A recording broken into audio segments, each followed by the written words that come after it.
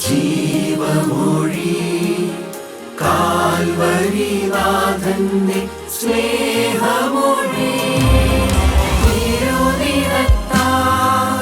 ജീവനേകും യേശുനാഥന്റെ ജീവമൊഴി ജീവധാര ജീവധാര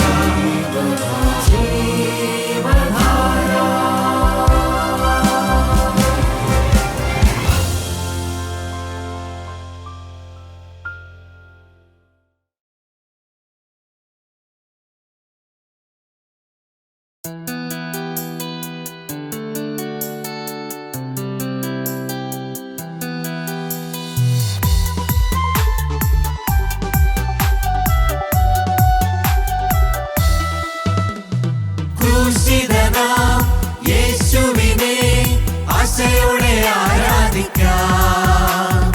ഉന്നതനാം മഹോന്നതനെ വിശ്വാസത്തോടെ ആരാധിക്കാം. ക്രൂശിതനാം യേശുവിനെ ആശയോടെ ആരാധിക്കാം. ഉന്നതനാം മഹോന്നതനെ വിശ്വാസത്തോടെ ആരാധിക്കാം. ശക്തിയാൽ ആരാധിക്കാം. ഉയരത്തിൻ ശക്തിയാൽ ആരാധിക്കാം. ഉയർപ്പിൻ ശക്തിയാൽ ആരാധിക്കാം. ഉയരത്തിൻ ശക്തിയാൽ ആരാധിക്കാം. ഉന്നത ദേവനെ ആരാധിക്കാം. ഉயிருള്ള കാലവും ആരാധിക്കാം. ഉന്നത ദേവനെ ആരാധിക്കാം. ഉயிருള്ള കാലവും ആരാധിക്കാം.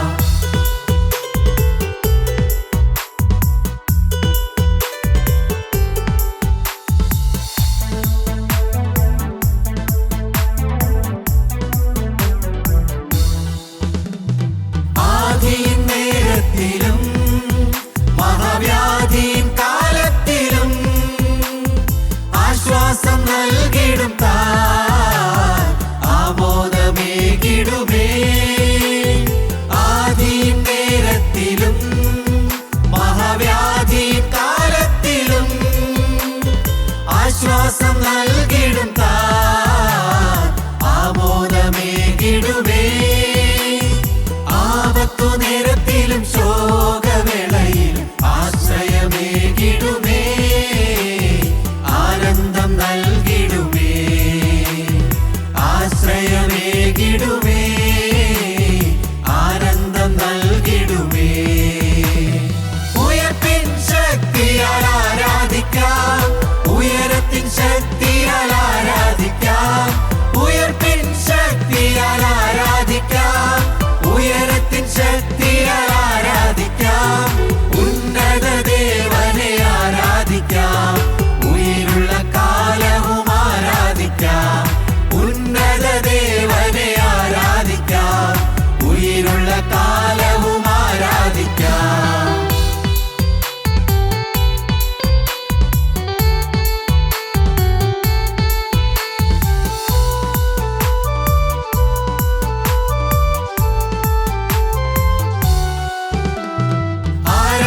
ചാർത്തിടുമ്പോൾ ചങ്ങലകൾ തകർന്നിടുമേ. ആർപ്പോടെ സ്തുതിച്ചിടുമ്പോൾ കോട്ടകൾ ഉടഞ്ഞിടുമേ. ആരാധിച്ചാർത്തിടുമ്പോൾ ചങ്ങലകൾ തകർന്നിടുമേ. ആർപ്പോടെ സ്തുതിച്ചിടുമ്പോൾ കോട്ടകൾ ഉടഞ്ഞിടുമേ. ആത്മാവിൽ ആരാധിച്ചാൽ വാതിലുകൾ തുറന്നിടും. അത്ഭുത മന്ത്രിയാകും രാജാധിരാജാവിനെ. അത്ഭുത മന്ത്രിയാകും രാജാധിരാജാവിനെ. ഉയർപ്പിൻ ശക്തിയാൽ ആരാധിക്കാം. ഉയരത്തിൻ ശക്തിയാൽ ആരാധിക്കാം. ഉയർപ്പിൻ ശക്തിയാൽ ആരാധിക്കാം. ഉയരത്തിൻ ശക്തിയാൽ ആരാധിക്കാം. ഉന്നത ദേവനെ ആരാധിക്കാം. ഉயிருള്ള കാലവും ആരാധിക്കാം.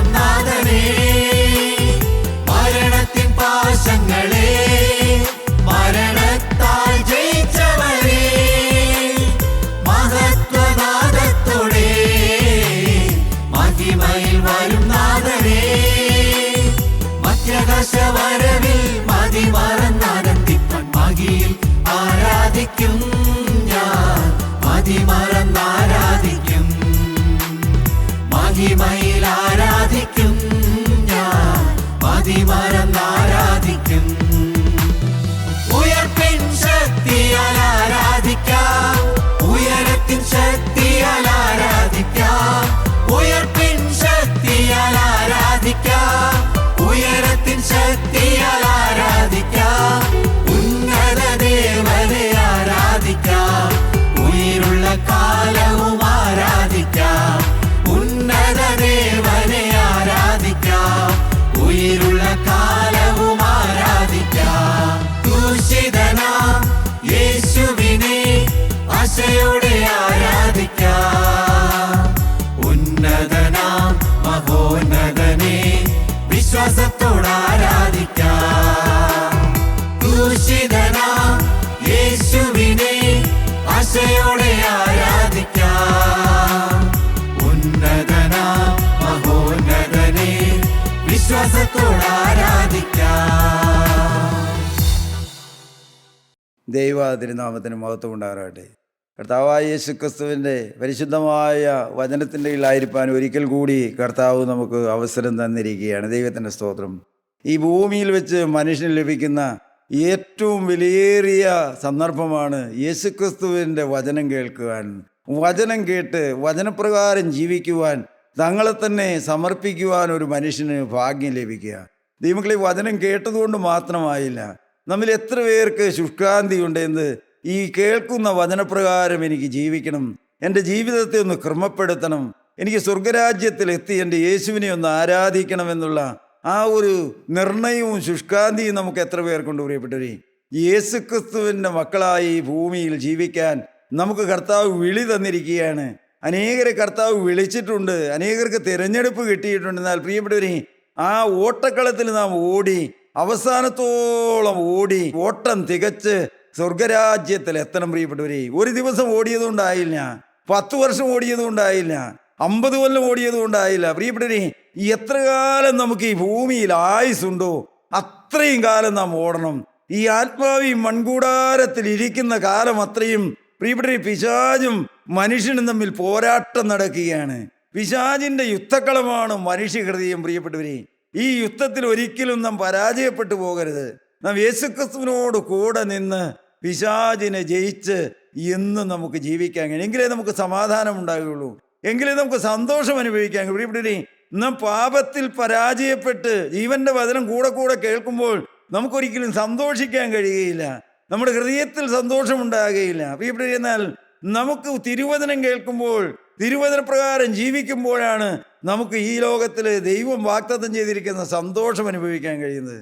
ഫിലിപ്പിയർക്ക് എഴുതുന്ന 4 അധ്യായം മാത്രമേ ഉള്ളൂ. എന്നാൽ അപ്പോസ്തലനായ പൗലോസ് ആ 4 അധ്യായങ്ങളിലും കൂടി 16 പ്രാവശ്യം സന്തോഷം എന്ന പദം രേഖപ്പെടുത്തി വെച്ചിട്ടുണ്ട്. അപ്പോസ്തലൻ പറഞ്ഞിട്ടുണ്ട്, സന്തോഷിപ്പീൻ സന്തോഷിപ്പീൻ എന്ന് ഞാൻ പിന്നെയും പറയുന്നു, നിങ്ങളുടെ സൗമ്യത സകല മനുഷ്യരും അറിയട്ടെ. കർത്താവ് വരുവാൻ അടുത്തിരിക്കുന്നു, ഒന്നിനെ കുറിച്ചും വിചാരപ്പെടരുത്. ദൈവമക്കളെ, തിരുവചനം മനുഷ്യനെ എന്നും ഓർപ്പിക്കുന്നതാണ്. എന്നും നിരാശപ്പെട്ടും ദുഃഖിച്ചും മ്ലാനവതരായും ജീവിക്കേണ്ട. പിന്നെയോ ദൈവത്തിലെ നീ സന്തോഷിച്ചു കൊള്ളുക. എന്തിനാ സന്തോഷിക്കുന്നത്? യേശുക്രിസ്തുവിന്റെ കുരിശുമരണത്തില്, യേശുക്രിസ്തുവിന്റെ ഉയർത്തെഴുന്നേൽപ്പില്, യേശുക്രിസ്തുവിന്റെ തിരുരക്തത്തിന്റെ അത്ഭുത ശക്തിയില്, ഈ തിരുവചനത്തിൽ വ്യാപരിക്കുന്ന ജീവന്റെ ആത്മാവിന്റെ വ്യാപാരത്തില്, അതിലാണ് നമുക്ക് സന്തോഷിക്കാൻ വേണ്ടി. പ്രിയപ്പെട്ടവരെ, ഈ ലോകത്തിലെ സന്തോഷ വിഷയങ്ങളൊക്കെയുണ്ട്, അതൊക്കെ ദൈവത്തിൽ നിഷേധിച്ചിട്ടുള്ളതല്ല. ദൈവം ന്യായമായതും ഒരു മനുഷ്യന് ആവശ്യമുള്ളതെല്ലാം തന്നിട്ടുണ്ട്. പ്രിയപ്പെട്ടവരെ, നമ്മുടെ ഹൃദയത്തിൽ നിന്ന് സന്തോഷമുണ്ടോ? നാളുകളായി ദൈവവചനം കേൾക്കുന്ന, നാളുകളായി കൂട്ടായ്മകളോട് ചേർന്ന് നിൽക്കുന്ന, വിവിധ സഭകളോട് ചേർന്ന് നിൽക്കുന്ന, ക്രിസ്ത്യാനികളെന്ന് പേരുള്ള ക്രിസ്തീയ സഭകളോട് ചേർന്ന് നിൽക്കുന്ന എൻ്റെയും നിങ്ങളുടെയും ഹൃദയത്തിലേക്കൊന്ന് കണ്ണോടിച്ച് നോക്കി, എനിക്കും നിങ്ങൾക്കും സന്തോഷമുണ്ടോ? സമാധാനമുണ്ടോ ഹൃദയത്തിൽ? വരുംകാല ഭാവിയോർത്ത് നമുക്ക് പ്രത്യാശയുണ്ടോ? പ്രിയപ്പെട്ടവരെ, അതൊന്ന് നിരാശപ്പെട്ട് ഈ ലോകത്തിലേക്ക് മാത്രം കണ്ണു നട്ട്, നമ്മുടെ സ്വന്തപ്പെട്ടവരിലേക്കും ചുറ്റുപാടുകളിലേക്കും മാത്രം കണ്ണു നട്ട്, നമ്മുടെ മക്കളിലേക്ക് കണ്ണു നട്ട്, നമ്മുടെ സമ്പാദ്യങ്ങളിലേക്ക് കണ്ണു നട്ട് നാം എന്നും മ്ലാനവതരായി ജീവിക്കുന്നതാണോ? ഞാനൊരു കാര്യം നിങ്ങളോട് പറയട്ടെ പ്രിയപ്പെട്ടവരെ, ഈ ലോകത്തിലെ ഒന്നിലേക്ക് നോക്കിയാലും ഒരു ദൈവവേദന സന്തോഷിക്കാൻ കഴിയില്ല. കാരണം ഇതൊന്നും ശാശ്വതമല്ല പ്രിയപ്പെട്ടവരെ. ഇന്നുള്ളത് നാളെ കാണണമെന്നില്ല, നാളെയുള്ളത് പിന്നൊരു ദിവസം കാണണമെന്നില്ല. എന്നാൽ മാറാത്ത ഒന്നുണ്ട് പ്രിയപ്പെട്ടവരെ, ഇന്നലെയും ഇന്നും എന്നേക്കും അനന്യനായ യേശു ക്രിസ്തു. അവിടെയാണ് നമ്മുടെ ആശ്രയമെങ്കിൽ പ്രിയപ്പെട്ടവരെ, നാം വാടിപ്പോകേണ്ട, നാം നിരാശപ്പെട്ടു പോകേണ്ട. നമുക്ക് തിരുവചനത്തിൽ നിന്നൊരു വാക്യം വായിക്കാം. കൊരിന്ത്യർക്കെഴുതിയ 1-ാമത്തെ ലേഖനം 15-ാം അധ്യായത്തിന്റെ 3-ാമത്തെ വാക്യം നമുക്ക് വായിക്കാം.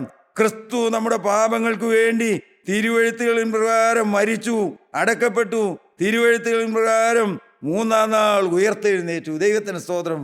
അവിടെ അപ്പോസ്തലനായ പൗലോസ് രേഖപ്പെടുത്തി വെച്ചിരിക്കുകയാണ്, ക്രിസ്തു നമ്മുടെ പാപങ്ങൾക്ക് വേണ്ടി തിരുവെഴുത്തുകളിൻ പ്രകാരം മരിച്ചു, അടക്കപ്പെട്ടു, തിരുവെഴുത്തുകളിൻ പ്രകാരം 3-ാം നാൾ ഉയർത്തെഴുന്നേറ്റു എന്ന്. പ്രിയപ്പെട്ടവരെ, അതാണ് സുവിശേഷം. യേശു ക്രിസ്തു നമുക്ക് വേണ്ടി തിരുവെഴുത്തുകളിൻ പ്രകാരം മരിച്ച് അടക്കപ്പെട്ട് തിരുവെഴുത്തുകളിൻ പ്രകാരം 3-ാം നാൾ ഉയർത്തെഴുന്നേറ്റു എന്ന് അപ്പോസ്തലൻ എഴുതിയിരിക്കുകയാണ്. എന്ത്? യേശുക്രിസ്തുവിന്റെ ജനനവും യേശുക്രിസ്തുവിന്റെ മരണവും യേശുക്രിസ്തുവിന്റെ ഉയർത്തെഴുന്നേൽപ്പും എല്ലാം തിരുവചനത്തിന്റെ വെളിച്ചത്തിൽ നടന്നതാണെന്ന്, അതെല്ലാം മുൻകൂട്ടി തിരുവചനത്തിൽ രേഖപ്പെടുത്തി വെച്ചിരിക്കുന്ന മാറ്റമില്ലാത്ത സത്യങ്ങളായിരുന്നു. പ്രിയപ്പെട്ടവരെ, യാദൃച്ഛികമായോ അവിചാരിതമായോ ഭൂമിയിലേക്ക് വന്നവനല്ല യേശുക്രിസ്തു എന്ന് അപ്പോസ്തലനോട് വെളിപ്പെടുത്തിയിരിക്കുന്നത്. എല്ലാം ദൈവിക മുൻനിർണയ പ്രകാരം ഭൂമിയിലേക്ക് ഇറങ്ങി വന്നതാണെന്ന്. ദൈവത്തിന്റെ സ്തോത്രം. നമുക്കറിയാം, ഉൽപ്പത്തി പുസ്തകം 3-ാം അധ്യായം മുതൽ നാം വായിക്കുമ്പോൾ സ്ത്രീയുടെ സന്തതി സർപ്പത്തിന്റെ തല തകർക്കുമെന്ന് അന്നേ ദൈവം പാപത്തിൽ ആണ്ടുപോയ ആദിമപിതാവായ ആദാമിനും ഹവ്വയ്ക്കും വാഗ്ദത്തം കൊടുത്തിരുന്നത്. പിന്നെ നാം വായിക്കുന്നുണ്ട് സംഖ്യാപുസ്തകം 23-ല് യാക്കോബിൽ നിന്ന് ഒരു നക്ഷത്രം ഉദിക്കുമെന്ന്. പ്രിയപ്പെട്ടവരെ, യെശയ്യാ പ്രവാചകൻ എഴുതി വെച്ചു, കന്യക ഗർഭിണിയായി ഒരു മകനെ പ്രസവിക്കുമെന്ന്. പ്രിയപ്പെട്ടവരെ, നീയോ ബേത്ലഹേമേ, ഇസ്രായേൽ സഹൃദയങ്ങളിൽ നീ ഏറ്റവും ചെറുതാണെങ്കിലും ഇസ്രായേലിനെ മേയ്പ്പാനുള്ളവൻ നിന്നിൽ നിന്ന് ഉത്ഭവിച്ചു വരുമെന്ന്. ദൈവമക്കളെ, അനേക പ്രവചനങ്ങളുടെ പൂർത്തീകരണമായിട്ടാണ് സാക്ഷാൽ ദൈവപുത്രനായ വാഗ്ദത്ത സന്തതിയായ യേശുക്രിസ്തു ഭൂമിയിലേക്ക് ഇറങ്ങി വന്നത്. വീണ്ടെടുപ്പുകാരൻ ക്രിസ്തു നമ്മുടെ പാപങ്ങൾക്ക് വേണ്ടി തിരുവെഴുത്തുകളിൻ പ്രകാരം മരിച്ചു, അടക്കപ്പെട്ടു, തിരുവെഴുത്തുകളിൻ പ്രകാരം 3-ാം നാൾ ഉയർത്തെഴുന്നേറ്റു. അപ്പോസ്തലൻ പറയാണ്, ക്രിസ്തുവിന്റെ ജനനവും ക്രിസ്തുവിന്റെ മരണവും ക്രിസ്തുവിന്റെ ഉയർത്തെഴുന്നേൽപ്പും എല്ലാം തിരുവചനപ്രകാരമാണ്. എല്ലാം കഴിഞ്ഞ കാലങ്ങളിൽ പ്രവാചകന്മാർ രേഖപ്പെടുത്തി വെച്ചതിന്റെ പൂർത്തീകരണമായിട്ടാണ് യേശുക്രിസ്തു ഭൂമിയിലേക്ക് ഇറങ്ങി വന്നതെന്ന്. യേശുക്രിസ്തു വന്നത് ദൈവത്തിൻ്റെ കാര്യപരിപാടി ഭൂമിയിൽ നിറവേറിയതാണ്. പാപത്തിന് ശാശ്വതമായ ഒരു പരിഹാരം വരുത്തുവാൻ പുത്രനെ ഭൂമിയിലേക്ക് അയച്ചതാണ്. അനേക തലമുറകള് അവനെ കാത്തിരുന്നു. എന്നാൽ പ്രിയപ്പെട്ടവരെ, അവൻ കാലത്തിന്റെ സമ്പൂർണതയില് ബേത്ലഹേമില് മറിയാമെന്ന പെൺകുട്ടിയുടെ ഉദരത്തിലൂടെ ഈ ഭൂമിയിലേക്ക് ഭൂജാതനായി. ദൈവമക്കളെ, യേശുക്രിസ്തു ഭൂമിയിലേക്ക് വന്നു. എന്തിനു വേണ്ടിയാവും വന്നത്? അവൻ ഭൂമിയിൽ ജീവിച്ച് പലതും പ്രവർത്തിക്കാൻ വന്നവനല്ല, പിന്നെയോ അവൻ പലതും പ്രവർത്തിച്ച് കുരിശിൽ മരിക്കാൻ വന്നവനാണ്. ദൈവത്തിന്റെ സ്തോത്രം. പ്രിയപ്പെട്ടവരെ, യേശുവിന്റെ മേല് പിതാവായ ദൈവം വെച്ചിരുന്ന ആ രക്ഷണ്യ വേല എല്ലാം പൂർത്തീകരിച്ച് നിവൃത്തിയാക്കി ഒന്നുപോലും ബാക്കി വെക്കാതെയാണ് കർത്താവ് കടന്നുപോയത്. കർത്താവ് കാൽവരി ക്രൂശില് ചാരിതാർത്ഥ്യത്തോടെ അതെല്ലാം വിളിച്ചു പറഞ്ഞു, പിതാവേ, സകലതും നിവൃത്തിയായി എന്ന്. അതിൻ്റെ ആഴം എന്താ ദൈവമക്കളെ? നിങ്ങൾ ചിന്തിക്കാറുണ്ടോ? ആ വാക്കിന്റെ അർത്ഥം എന്താ നിങ്ങൾ ചിന്തിക്കാറുണ്ടോ? പിതാവായ ദൈവത്തോട് പുത്രൻ തമ്പുരാൻ വിളിച്ചു പറയുകയാണ്, എന്നെ ഏൽപ്പിച്ചു വിട്ട മാനവരാശിയുടെ രക്ഷണ്യവേല ഇതാ പിതാവേ കാൽവറിയില് പൂർത്തീകരിച്ചിരിക്കുകയാണ്. അത് സാധ്യമായിരിക്കുകയാണ്. പിശാച് അഹോരാത്രം മണിയെടുത്തതാണ് യേശു കുരിശിൽ മരിക്കരുതെന്ന്. ദൈവമക്കളെ, യേശു ഒരു സമയത്ത് പ്രാർത്ഥിച്ചു, പിതാവേ, ഈ കഴിയുമെങ്കിൽ ഈ പാനപാത്രം എങ്കിൽ നിന്ന് നീക്കണമെന്ന്. ചേർത്തന്റെ കർത്താവ് പറഞ്ഞെങ്കിലും എൻ്റെ ഇഷ്ടമല്ല, അവിടുത്തെ ഇഷ്ടം മതിയെന്ന്. ദൈവമക്കളെ, നാം മനസ്സിലാക്കണം, ഈ കുരിശ് മരണം അത് വലിയൊരു ത്യാഗമായിരുന്നു, അല്ലെങ്കിൽ അത് വേദനയുടെ അനുഭവമായിരുന്നു. പ്രിയപ്പെട്ടവരെ, പുത്രൻ തമ്പുരാൻ അറിയാമായിരുന്നു അത് വലിയ വേദനയുള്ളതാണെന്ന്. അതുകൊണ്ടാണ് പ്രാർത്ഥിച്ചത്. പ്രിയപ്പെട്ടവരെ, ഗത്സമനയുടെ വേദനകളിൽ യേശു പ്രാർത്ഥിച്ചു, പിതാവേ, കഴിയുമെങ്കിൽ ഈ പാനപാത്രം എങ്കിൽ നിന്ന് നീങ്ങിപ്പോകണമേ എന്ന്. ദൈവമക്കളെ, ഇതൊക്കെ നാം വെറുതെ വായിച്ചു വിട്ടാൽ മതിയോ? എന്നെ വഹിച്ചപ്പോൾ, എൻ്റെ പാപം കുരിശിലേറ്റപ്പോൾ, എൻ്റെ യേശുവിൻ്റെ പാപമില്ലാത്ത ശരീരത്തിൽ എൻ്റെ പാപം ചമന്ന് അവൻ കുരിശിലേക്ക് പോയപ്പോൾ, ദൈവമക്കളെ, കുരിശിൽ അവൻ കയറിയപ്പോൾ സ്വർഗവുമായുള്ള ബന്ധം അവന് നഷ്ടപ്പെട്ടു പോയി എന്ന്. ദൈവമക്കളെ, നിങ്ങളൊന്ന് ചിന്തിച്ചു നോക്കിയേ. യേശു ദൈവത്തോട് കൂടെ ഇരുന്നവൻ, ആദിയും അന്തമില്ലാത്തവൻ, ദൈവത്തിൻ്റെ പുത്രനായ ക്രിസ്തു. പ്രിയപ്പെട്ടവരെ, എന്നാൽ അവനൊരു സമയമായപ്പോൾ നിലവിളിക്കുകയാണ്. എന്ത്? എൻ്റെ ദൈവമേ, എൻ്റെ ദൈവമേ, നീ എന്നെ കൈവിട്ടതെന്ത് എന്ന്. ദൈവമക്കളെ, എൻ്റെ പാപം എൻ്റെ കർത്താവിൻ്റെ ശരീരത്തിലേറ്റപ്പോൾ അവൻ കരയുകയാണ്. ദൈവമേ, എൻ്റെ പിതാവേ, നീ എന്നെ കൈവിട്ടല്ലോ. ദൈവമക്കളെ, പാപത്തിലേക്ക് പിതാവിന് നോക്കാൻ കഴിയുകയില്ല, അപ്പന് മകനിലേക്ക് നോക്കാൻ കഴിഞ്ഞില്ല. കാരണം പാപത്തിന്റെ ഭയാനകത, മാനവരാശിയുടെ വരാനിരിക്കുന്നതും കഴിഞ്ഞകാല ജീവിതത്തിൽ ജീവിച്ചു പോയവരുമായി എല്ലാവരുടെയും പാപം. പ്രിയപ്പെട്ടവരെ, ഈ ലോകമുള്ള കാലത്തെല്ലാം ഭൂമിയിൽ പിറന്നു വീഴുന്ന മനുഷ്യന്റെ സകല പാപവും എൻ്റെ യേശുവിൻ്റെ ആ തങ്ക തിരുമേനിയിലേറ്റപ്പോൾ അവൻ കരയുകയാണ്. എൻ്റെ ദൈവമേ, എൻ്റെ ദൈവമേ, നീ എന്നെ കൈവിട്ടതെന്ത് എന്ന്. എൻ്റെ ദൈവത്തിന് സ്തോത്രം. പ്രിയപ്പെട്ടവരെ, നിങ്ങളൊന്ന് ധ്യാനിച്ചു നോക്കണം. യേശു കുരിശിൽ കിടന്ന അവസാനമായിട്ട് പറഞ്ഞത്, പിതാവേ, സകലവും നിവർത്തിയായി എന്ന്, നിവർത്തിയായി എന്ന്. ദൈവമക്കളെ, ഞാനും നിങ്ങളും മനസ്സിലാക്കേണ്ട, തിരിച്ചറിയേണ്ട വലിയൊരു സത്യമാണെന്ത്? ഇനി രക്ഷന്റെ വേല ഒന്നും ബാക്കിയില്ല. ഒന്നും ബാക്കി വെച്ചിട്ടല്ല പോയത്. ഇനി നേർച്ച വേണ്ട, കാഴ്ച വേണ്ട, തീർത്ഥാടനം വേണ്ട, പുണ്യപ്രവൃത്തി വേണ്ട. ഇതൊക്കെ പാപമാണെന്നാണ് ഒരിക്കലുമല്ല പ്രിയപ്പെട്ടവരെന്ന്. ഇതുകൊണ്ടൊന്നുമല്ല രക്ഷ, ആത്മാവിന്റെ രക്ഷ. പ്രിയപ്പെട്ടവരെ, അതൊരാള് നമുക്ക് വേണ്ടി ഒരുക്കി വെച്ചിരിക്കുക. എൻ്റെ ദൈവത്തിന്റെ സ്തോത്രം. പ്രിയപ്പെട്ടവരെ, അത് നാം ഇഞ്ഞ് എടുത്താൽ മതി. അതെങ്ങനെയാ? കണ്ണുകൊണ്ടാണോ? ഈ ആക്ഷരികമായ കൈകൊണ്ടാണോ? അല്ല, അത് വിശ്വാസത്തിന്റെ കരങ്ങൾ കൊണ്ട് അത് നമുക്ക് എടുക്കാം. പ്രിയപ്പെട്ടവരെ, കാൽവറിയിൽ എൻ്റെ കർത്താവ് ഒരുക്കി വെച്ചിരിക്കുക. എൻ്റെ ദൈവത്തിന്റെ സ്തോത്രം. ദൈവമക്കളെ, ഇതൊക്കെ എത്രയോ കാലങ്ങൾ നാം കേട്ടു. പ്രിയപ്പെട്ടവർ, ഇതൊക്കെ നമുക്ക് കാണാതെയാവുന്ന കാര്യങ്ങളാ. ഞാൻ എളിമയോടെ ചോദിക്കട്ടെ, എൻ്റെ പ്രിയപ്പെട്ടവരെ, നിങ്ങൾക്ക് ഇതിൻ്റെ അനുഭവം കിട്ടിയിട്ടുണ്ടോ? ഞാൻ എപ്പോഴും ചോദിക്കും ദൈവമക്കളെ, എൻ്റെ യേശു കുരിശിൽ ആ നിന്നേറ്റ്, ആ ത്യാഗമരണം, ആ പ്രാതിനിധ്യ മരണം, പ്രിയപ്പെട്ടവരെ, അതിവേദനയവൻ കുരിശിലേറ്റത് കൊണ്ട് എന്ത് പ്രയോജനമുണ്ട് സഹോദര? നിനക്ക് എന്ത് പ്രയോജനം കിട്ടി സഹോദരി? യൗവനക്കാരി, നിനക്ക് എന്ത് അനുഭവം കിട്ടി? എൻ്റെ പ്രിയപ്പെട്ട പിതാവേ, വാർദ്ധക്യവും ജരാതരകളും മരണത്തോട് അടുത്തിരിക്കുന്നല്ലോ. രോഗായി ശയ്യയില് രോഗ അവലംബനായി കിടക്കുകയാണല്ലോ. ശയ്യ അവലംബനായി നീ അന്യരുടെ ആശ്രയം കൊണ്ട് ജീവിക്കുകയാണല്ലോ. സഹോദര, ചോദിക്കട്ടെ, നിനക്ക് എന്ത് പ്രയോജനം കിട്ടി യേശു കുരിശിൽ മരിച്ചത് കൊണ്ട്? ദൈവമക്കളെ, ഇന്ന് അനേകർക്ക് അനുഭവം പ്രാപിക്കാൻ കഴിയുന്നില്ല. ജ്ഞാനം കിട്ടുന്നുണ്ട്, അറിവ് കിട്ടുന്നുണ്ട് പ്രിയപ്പെട്ടവരെ. എന്നാൽ യേശു കാൽവറിയിൽ നേടിത്തന്ന ആ സൗജന്യമായ രക്ഷ, ആ നീതീകരണം, പാപത്തിന്റെ മേലുള്ള ജയം, പാപത്തിൽ നിന്നുള്ള സ്വാതന്ത്ര്യം, അത് എനിക്ക് അനുഭവിക്കാൻ കഴിയുന്നുണ്ടോ എന്ന്. നിങ്ങളുടെ മുമ്പിൽ ഈ തിരുവചനം പറയുന്ന ഈ നിസ്സാരനായ എനിക്ക് ഈ വേദപുസ്തകത്തിന്റെ ആഴങ്ങളൊന്നും അറിഞ്ഞുകൂടാ. പ്രിയപ്പെട്ടവരെ, ഞാൻ പഠിക്കാൻ നോക്കിയാലും അതൊന്നും എൻ്റെ ബുദ്ധിയിൽ ഒതുങ്ങുന്ന കാര്യങ്ങളൊന്നുമല്ല. ദൈവമക്കളെ, ഞാൻ മാനസാന്തരപ്പെട്ട കാലത്ത് ഈ തിരുവചനം എൻ്റെ തലയിൽ വെച്ച് ഞാൻ പ്രാർത്ഥിച്ചിട്ടുണ്ട്. കർത്താവേ, ഇതൊന്നും എനിക്ക് അറിഞ്ഞുകൂടാ, ഇതൊന്നും എൻ്റെ ബുദ്ധിയിൽ ഒതുങ്ങുന്ന കാര്യങ്ങളല്ല. എന്നാൽ കർത്താവേ, എനിക്കൊരാശയുണ്ട് എന്ന്, എനിക്കൊരാശയുണ്ട് എന്ന് അന്ന് ഞാൻ പ്രാർത്ഥിച്ചു. ദൈവമക്കളെ, എന്താ? കർത്താവേ, എനിക്ക് നിന്റെ വേല ചെയ്യാൻ ആശയുണ്ട് എന്ന്. ദൈവമക്കളെ, ഞാൻ നിങ്ങളോട് പറയട്ടെ, സാഹചര്യങ്ങളിലേക്കൊന്നും നോക്കിയാൽ എനിക്ക് അനുകൂലമായിരുന്നില്ല. എന്നാൽ ഇന്ന് ഞാൻ പറയും പ്രിയപ്പെട്ടവരെ, എൻ്റെ യേശു എനിക്ക് തന്ന ഒരാശയായിരുന്നു അതെന്ന്. എൻ്റെ യേശുവിൻ്റെ വേല ചെയ്യണമെന്ന്, എൻ്റെ യേശുവിൻ്റെ വിശുദ്ധി പ്രാപിക്കണമെന്ന്, എൻ്റെ യേശുവിൻ്റെ സത്യസാക്ഷിയായി ജീവിക്കണമെന്ന്. ദൈവമക്കളെ, തികഞ്ഞവനായി എന്നാണോ അപ്പോസ്തലൻ പറയുക? ഞാൻ തികഞ്ഞവനായി എന്നല്ല, ഞാൻ പിടിച്ചിരിക്കുന്നു നിരൂപിക്കുന്നില്ല. എന്നാൽ ഒന്ന് ഞാൻ ചെയ്യുന്നു, ഞാൻ അതിനെ പിന്തുടരുകയാണ്. ദൈവമക്കളെ, ഞാൻ നിങ്ങളോട് പറയട്ടെ, എൻ്റെ ദൈവത്തിന് സ്തോത്രം, എൻ്റെ കർത്താവിന് സ്തോത്രം. ദൈവമക്കളെ, ഞാൻ പാപം ചെയ്യാഞ്ഞിട്ടാണോ എൻ്റെ 34 വയസ്സ് വരെ ഈ ലോകത്തിൻ്റെ സകല പാപങ്ങളിലും വ്യക്തതകളിലും ജീവിച്ചു പോയ ഒരു മനുഷ്യനാണ് പ്രിയപ്പെട്ടവരെ. എന്നാൽ ഇന്ന് ഞാൻ പറയും ദൈവമക്കളെ, അതെല്ലാം ഒരു കഴിഞ്ഞ കാലമാണെന്ന്, അതെല്ലാം എൻ്റെ യേശു കാൽവറിയിൽ എനിക്ക് വേണ്ടി ചുമന്നൊഴിച്ചു എന്ന്. ദൈവമക്കളെ, ഇന്നെനിക്ക് അതിനെ ഓർത്ത് ഭയമൊന്നുമില്ല. ദൈവമക്കളെ, ഞാൻ നിങ്ങളോട് പറയട്ടെ, എൻ്റെ കഴിഞ്ഞ കാലങ്ങളെല്ലാം കുഞ്ഞാടിൻ്റെ രക്തം കൊണ്ട് കഴുകി കിട്ടിയെന്നുള്ള ആ ഉറപ്പും പ്രാഗൽഭ്യവും ഹൃദയ സമാധാനവും കർത്താവ് എനിക്ക് സൗജന്യമായി തന്നിട്ടുണ്ട്. ദൈവമക്കളെ, ഞാൻ നിങ്ങളോട് പറയട്ടെ, ഈ കൂട്ടായ്മ 1973 തുടങ്ങിയതാണെന്ന് കടന്നുപോയ ദൈവമക്കളൊക്കെ പറഞ്ഞു, എന്നുള്ള പല ദൈവമക്കളും പറഞ്ഞു, നിങ്ങൾ കേട്ടില്ലേ ദൈവമക്കളെ? അന്ന് ഞാൻ UP സ്കൂളിൽ പഠിക്കുന്ന കാലമായിരുന്നു. എൻ്റെ മാതാപിതാക്കളുടെ കൂടെ അന്ന് ഞാൻ ഈ കൂട്ടായ്മയിൽ വന്ന കാലങ്ങളെല്ലാം ദൈവമക്കളെ എത്രയോ വർഷങ്ങൾ ഞാൻ പിന്നെ പിന്മാറ്റക്കാരനായി, ദൈവമില്ലാത്തവനായി, ലോകത്തിൻ്റെ അടിമയായി, പാപത്തിൻ്റെ അടിമയായി ജീവിച്ചു. എന്നാൽ ദൈവമക്കളെ ഞാൻ നിങ്ങളോട് പറയട്ടെ, ഒരിക്കലും മായാത്ത, അന്നെല്ലാം എൻ്റെ ഹൃദയത്തിലത് സന്തോഷമല്ലായിരുന്നു, അതൊരു പുഴുകുത്തുന്ന അനുഭവമായിരുന്നു. എന്ത്? ഈ കൂട്ടായ്മയെക്കുറിച്ചുള്ള ഓർമ്മകൾ, അന്ന് കേട്ട വചനങ്ങൾ.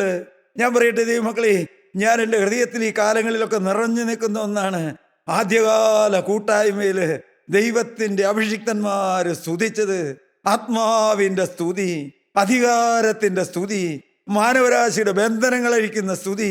ദൈവമക്കളെ, ഈ നിസ്സാരനായി ഞാൻ പ്രാർത്ഥിക്കുന്നുണ്ട്, കർത്താവേ അതെല്ലാം ഓർമ്മകളായി പോകല്ലേ എന്ന്. കർത്താവേ അതെല്ലാം കേവല ഓർമ്മകളായി തീരല്ലേ എന്ന്. എൻ്റെ കർത്താവേ, വരുംകാലത്തിനിയും ആ സ്തുതിയുടെ ആത്മാവിനെ, അധികാരത്തിൻ്റെ ആത്മാവിനെ, മനുഷ്യന്റെ ബന്ധനങ്ങൾ അഴിക്കുന്ന സ്വർഗത്തിൻ്റെ തീനിയും നിങ്ങളുടെ മധ്യത്തിലേക്ക് പകരണമേ എന്ന്. ദൈവമക്കളെ, ഞാൻ ചേർത്ത് പറയും, നിങ്ങൾ എന്തെല്ലാം പാപം ചെയ്തവരാണെങ്കിലും നിരാശപ്പെടേണ്ട കേട്ടോ. നിങ്ങളുടെ കഴിഞ്ഞ കാലത്ത് എന്തെല്ലാം അബദ്ധങ്ങളിൽ നിങ്ങൾ പെട്ടുപോയവരാണെങ്കിലും നിങ്ങൾ നിരാശപ്പെട്ടു പോകണ്ട കേട്ടോ. കാരണം എന്താ സഹോദര, നിനക്ക് വേണ്ടിയും കൂടിയാ യേശു മരിച്ചത്. യൗവനക്കാരി, നിനക്ക് വേണ്ടിയും കൂടിയാ യേശു മരിച്ചത്. പ്രിയപ്പെട്ട പിതാവേ, രോഗിയായ നിനക്ക് വേണ്ടിയും കൂടിയാ എൻ്റെ യേശു മരിച്ചത്. പിന്മാറ്റക്കാരനായ സഹോദര, നിനക്ക് വേണ്ടിയും കൂടിയാ യേശു മരിച്ചത്. നിന്റെ എണ്ണപ്പെട്ട അനേകമായ എണ്ണമില്ലാത്ത പാപങ്ങൾക്ക് വേണ്ടിയാണ് യേശു കാൽവറിയിൽ യാഗമായത്. ദൈവമക്കളെ, നിങ്ങൾ പാപത്തിലേക്ക് നോക്കി നിരാശപ്പെടല്ലേ, കഴിഞ്ഞ കാലങ്ങളിലേക്ക് നോക്കി നെടുവീർപ്പെടല്ലേ, നിങ്ങൾ പുറകോട്ട് കാലടി വെക്കല്ലേ സഹോദര. നിനക്ക് വേണ്ടി ജയാളിയായ ക്രിസ്തു ജീവിക്കുന്നുണ്ട്. അവന്റെ തിരുമുഖത്തേക്ക് നോക്കുക. അവൻ കാൽവറിയിൽ നേടിത്തന്ന ആ സൗജന്യമായ രക്ഷ സ്വന്തം ജീവിതത്തിൽ അനുഭവമാക്കുക. പാപത്തെ ചവിട്ടി മെതിച്ച്, ലോകത്തെ മെതിച്ച് ജയാളിയായ ക്രിസ്തുവിനോടുകൂടെ പ്രിയപ്പെട്ടവരെ നമുക്കും ജയവേരി മുടക്കാൻ കഴിയണം. എൻ്റെ ദൈവത്തിൻ്റെ സ്തോത്രം. യേശു ക്രിസ്തു ജീവിക്കുന്നു എന്ന് പ്രിയപ്പെട്ടവരെ ഞാൻ പറയും. കാരണം അതെൻ്റെ അനുഭവമാണ് പ്രിയപ്പെട്ടവരെ. എന്നെ മാറ്റിമറിച്ചവനാണ് ക്രിസ്തു. എനിക്ക് പാപത്തിൻ്റെ മേൽ ജയം തന്നവനാണ് ക്രിസ്തു. എൻ്റെ കഴിഞ്ഞ കാലങ്ങളിൽ നിന്നെല്ലാം എന്നെ വിടുവിച്ചവനാണ് ക്രിസ്തു. ദൈവമക്കളെ, അനേക വർഷങ്ങൾ ഞാൻ പാപത്തെ സ്നേഹിച്ച് പ്രിയപ്പെട്ടവരെ മാനസാന്തരപ്പെട്ട എൻ്റെ മാതാപിതാക്കൾക്ക് ഒരു മുള്ളും വേദനയുമായി എൻ്റെ ഭവനത്തിൽ ഞാൻ കഴിഞ്ഞ കാലങ്ങളുണ്ട്. ദൈവമക്കളെ, ഇന്നാ ഞാൻ നിങ്ങളോട് പറയട്ടെ, അതെല്ലാം കഴുകി തന്ന. ഞാൻ പലപ്പോഴും അപ്പോസ്തലൻ പറഞ്ഞ വാക്കുകൾ വായിക്കുമ്പോൾ ഇരുന്ന് ധ്യാനിക്കാറുണ്ട്. മുമ്പേ ഞാൻ ദൂഷകനും ഉപദ്രവിയും നിഷ്ഠൂരനുമായിരുന്നു, എങ്കിലും അവിശ്വാസത്താൽ അറിയാതെ ചെയ്തതാകൊണ്ട് എനിക്ക് കരുണ ലഭിച്ചു എന്ന്. ദൈവമക്കളെ, എനിക്കങ്ങനെ പറയാൻ യോഗ്യതയുണ്ടോ? അറിയാതെ ചെയ്താണ്. കാരണം ഞാൻ ചെറുപ്പകാലത്ത് വചനം കേട്ടതായിരുന്നു.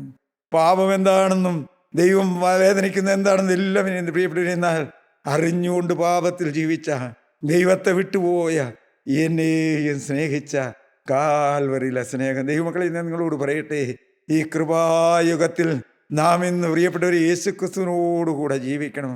ദൈവമക്കളെ, നൂറ്റാണ്ടുകളായി സ്വർഗം ഭൂമിയിലേക്ക് നോക്കുകയാ. എനിക്ക് വേണ്ടി ചുമല് ചാക്കാൻ ആരെങ്കിലും ഉണ്ടോ എന്ന്. ദൈവമക്കളെ, ആരെങ്കിലും ഉണ്ടോ എന്ന്. ദൈവമക്കളെ, ആരെങ്കിലും ഉണ്ടോ എന്ന്. നമ്മുടെ യോഗ്യതയെല്ലാം വേണോ പ്രിയപ്പെട്ടവർ? ഒന്നും വേണ്ട. സ്വർഗത്തിലെ ദൈവം തങ്ങൾ ഏകാഗ്രചിത്തന്മാരായിരിക്കുന്നവര് ആരെങ്കിലും ഉണ്ടോ എന്ന് യഹോവയുടെ കണ്ണ് ഭൂമിയിലൊക്കെയും ഊടാടിക്കൊണ്ടിരിക്കുക. എന്തിനു വേണ്ടിയാ പ്രിയപ്പെട്ടവരെ? കഴിവുള്ളവരെ അല്ല, ജോലികളോ അല്ലെങ്കിൽ വിദ്യാഭ്യാസമോ ഈ ലോകത്തിൻ്റെ ഏതെങ്കിലും മേന്മകളുള്ളവരെ അല്ല. കർത്താവിന് നോട്ടം എന്താണെന്നറിയാം പ്രിയപ്പെട്ടവരെ?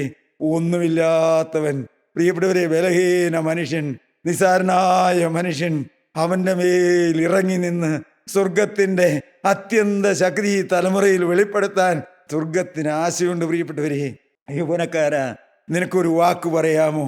നിനക്കൊരു വാക്ക് പറയാമോ കർത്താവിനോട്? കർത്താവേ, ഈ തലമുറയിൽ നിന്റെ വേലക്കാരനാകാൻ എനിക്ക് ആശയുണ്ട് എന്ന്, നിന്റെ സത്യസാക്ഷിയായി ജീവിക്കാൻ എനിക്ക് ആശയുണ്ട് എന്ന്, കർത്താവെ കളങ്കം പറ്റാതെ ജീവിക്കാൻ എനിക്ക് ആശയുണ്ട് എന്ന്. ദൈവമക്കളെ, ഇങ്ങനെയൊക്കെ നാം പ്രാർത്ഥിക്കണം. ഞാൻ പറയും, ഇങ്ങനെയൊക്കെ നാം പ്രാർത്ഥിക്കണം. കർത്താവെ, എനിക്കൊരു വിശുദ്ധനാകണമെന്ന്, ലോകത്താലോ കളങ്കം പറ്റാതെ ജീവിക്കണമെന്ന്. ദൈവമക്കളെ, നമ്മുടെ ഹൃദയത്തിലെ ആശയാണ്, ആഗ്രഹമാണ് പ്രാർത്ഥനയായിട്ട് ഉരുത്തിരിഞ്ഞു വരേണ്ടത്.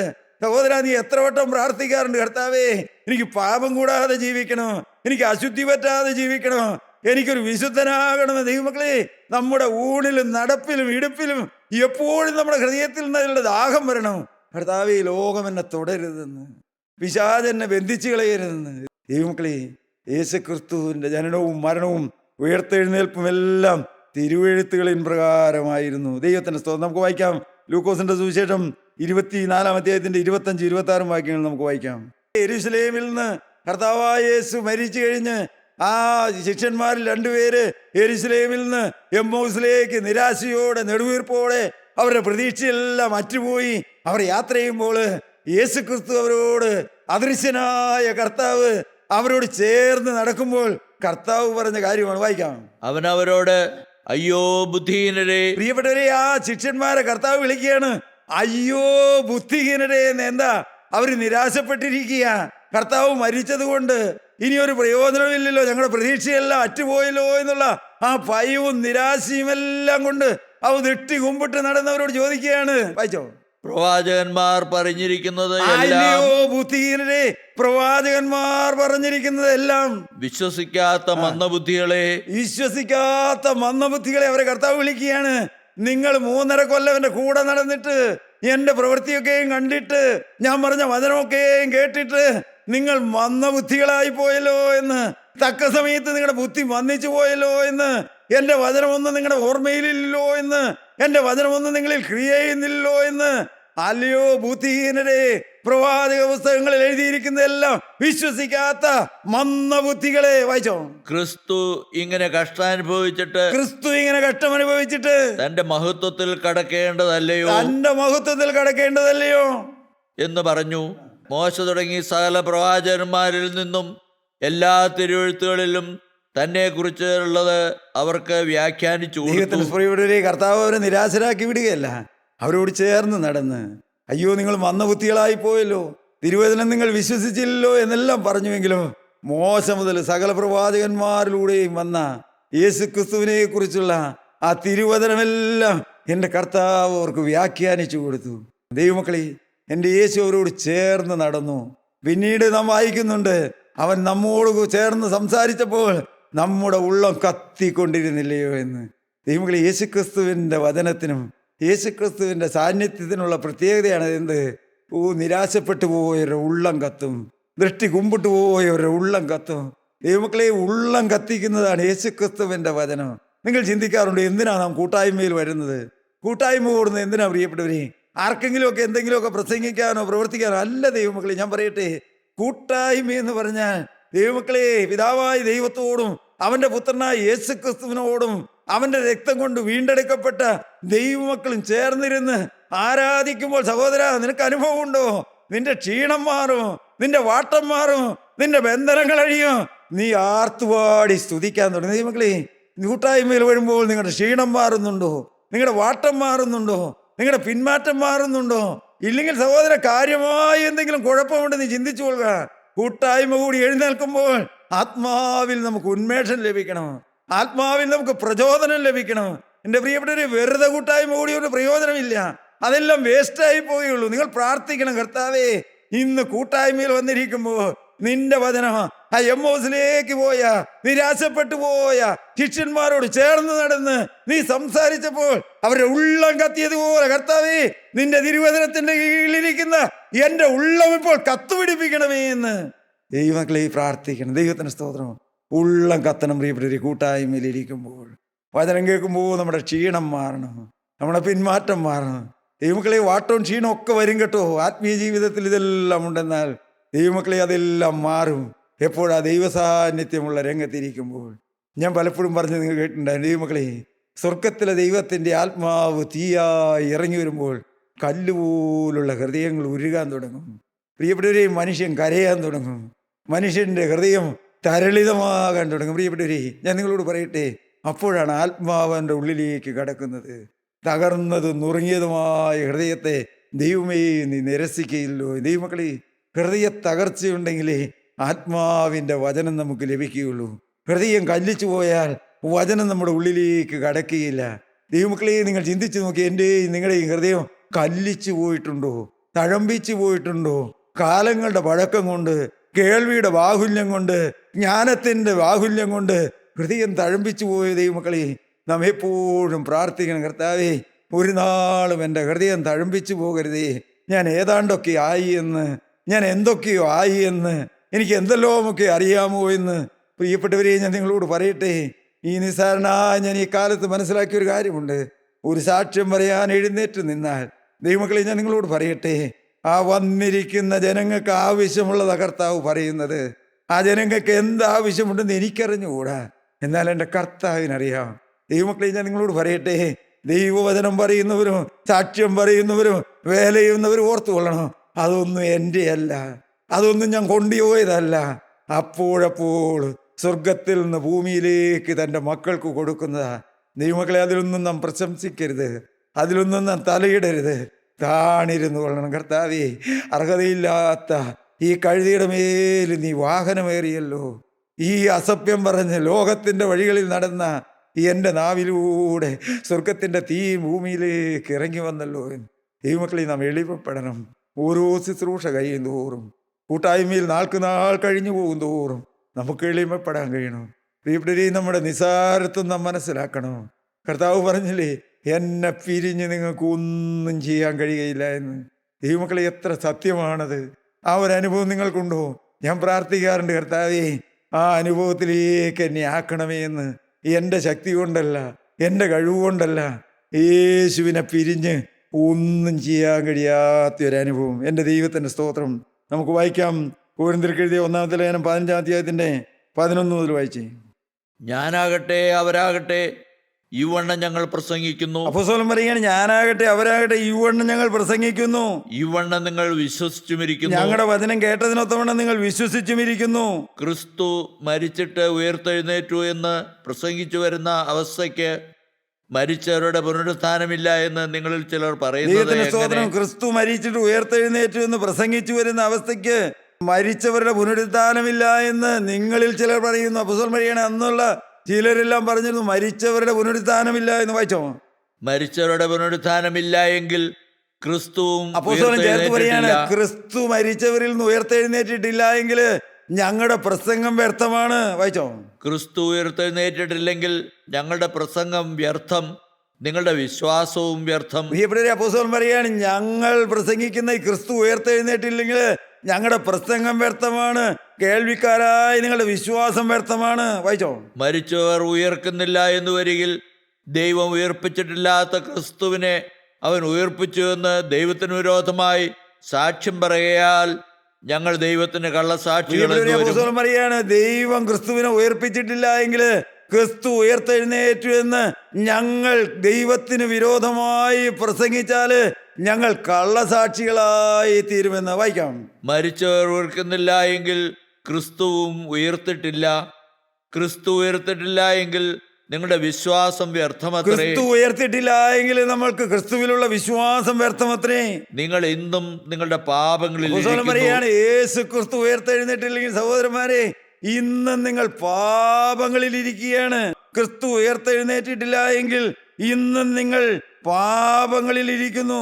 ക്രിസ്തുവിൽ നിദ്ര കൊണ്ടവരും നശിച്ചു പോയി. അപ്പോസ്തലൻ എന്തെല്ലാം കാര്യങ്ങളാണ് പറഞ്ഞത്. ഞങ്ങളുടെ പ്രസംഗം വ്യർത്ഥമാണ്, നിങ്ങളുടെ വിശ്വാസം വ്യർത്ഥമാണ്, ഞങ്ങൾ ദൈവത്തിന് കള്ളസാക്ഷികളായി തീരും. ക്രിസ്തു ഉയർത്തെഴുന്നേറ്റില്ലെങ്കിൽ നിങ്ങൾ എന്നും പാപത്തിൽ തന്നെയാണ്. മാത്രമല്ല, ക്രിസ്തുവിൽ മരിച്ചു എന്ന് പറയുന്നവരെല്ലാം അവർ നിത്യനാശത്തിലേക്ക് അല്ലെങ്കിൽ ശൂന്യതയിലേക്ക് പോയി എന്ന്, മരിച്ചവരും നശിച്ചു പോയി എന്ന്. പ്രിയപ്പെട്ടവരെ, എന്താണ് അപ്പോസ്തലൻ പറഞ്ഞത്? എല്ലാത്തിൻ്റെ അടിസ്ഥാനം ഉയർത്തെഴുന്നേറ്റവനായ ക്രിസ്തുവിലുള്ള വിശ്വാസമാണ്. നമുക്ക് പ്രാർത്ഥിക്കാം. ഞങ്ങളുടെ കരുണയുള്ള കർത്താവേ, ഉയർത്തെഴുന്നേറ്റവനായ യേശുവേ, ഞങ്ങളുടെ ഹൃദയത്തിലേക്ക് അവിടുന്ന് എഴുന്നള്ളി വരണമേ. നീ കാൽവരിയിൽ നേടിത്തന്ന ആ വീണ്ടെടുപ്പും സമാധാനവും കർത്താവെ, വരുവാനുള്ള പ്രത്യാശയും ഞങ്ങൾക്ക് സൗജന്യമായി നൽകണമേ. ഹൃദയ പ്രാഗൽഭ്യം ഞങ്ങൾക്ക് നൽകണമേ. ആത്മാവിന്റെ വീണ്ടെടുപ്പ് ഞങ്ങൾക്ക് നൽകണമേ. ആത്മാവിന്റെ സ്തുതി ഞങ്ങളെ അണിയിക്കണമേ. അധികാരത്തിന്റെ വചനം ഞങ്ങൾക്ക് നൽകണമേ കർത്താവേ. ജീവന്റെ പാതകളിൽ ഞങ്ങളെ നടത്തണമേ കർത്താവേ. സ്വർഗത്തിന്റെ ആലോചനയ്ക്ക് ശുശ്രൂഷ ചെയ്യുന്ന മക്കളെ ഞങ്ങളുടെ തടയിൽ എഴുന്നേൽപ്പിക്കണമേ കർത്താവേ. ദൈവനാമം മഹത്വപ്പെടുമാറാകട്ടെ. ദൈവത്തിന്